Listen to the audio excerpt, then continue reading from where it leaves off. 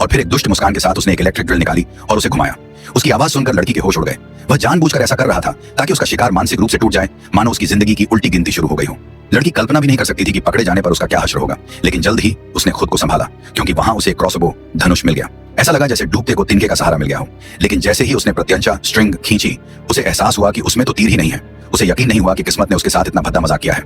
घबराहट में उसने अपनी उंगली भी चोटिल कर ली। वह इतनी परेशान थी कि रोने ही वाली थी। तभी नीचे से उस आदमी ने लकड़ी के तख्ते को तोड़ने में कामयाबी हासिल कर ली और तुरंत ऊपर चढ़ाया। ऊपर आने पर उसे लड़की कहीं नहीं दिखी, लेकिन वह जानता था कि वह यहीं कहीं छिपी है।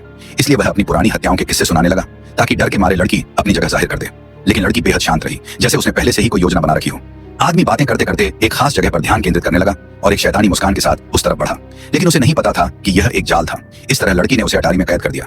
उसे लगा कि अब वह बच निकलेगी, लेकिन जैसे ही वह मुड़ी, एक काली पिस्तौल सीधे उस पर तनी हुई थी। दरअसल उनके बॉस ने भी ऊपर की आवाज सुन ली थी। लेकिन अजीब बात यह थी कि उसने लड़की को तुरंत नहीं मारा, बल्कि उसे पूछा, क्या उस आदमी ने फिर किसी को मार डाला? पता चला कि उस आदमी के पिता और यह बॉस पुराने युद्ध के साथी थे।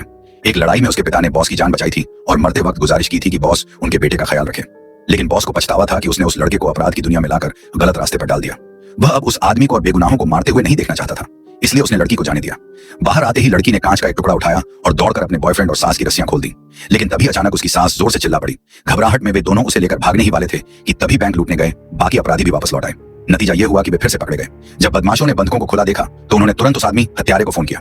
तब उन्हें पता चला कि कमरे में कोई और भी छिपा हुआ था। वे तुरंत पूरे घर में तलाशी लेने लगे, क्योंकि उस छिपे हुए व्यक्ति ने उनका चेहरा देख लिया था, इसलिए उसे ढूंढकर मारना जरूरी था। यह देखते ही लड़की तुरंत ऊपर की ओर भागी, लेकिन बदमाश भी उसके पीछे पीछे आ गए। कोई रास्ता न देख वह मजबूर होकर एक तरफ छज्जे पर छिप गई। उसे लगा कि बॉस उसकी जगह बता देगा, लेकिन हैरानी की बात यह थी कि बॉस ने अपने साथियों को वहां से हटा दिया। लड़की ने मन ही मन उनका शुक्रिया अदा किया और चुपचाप खिड़की के पास आ गई।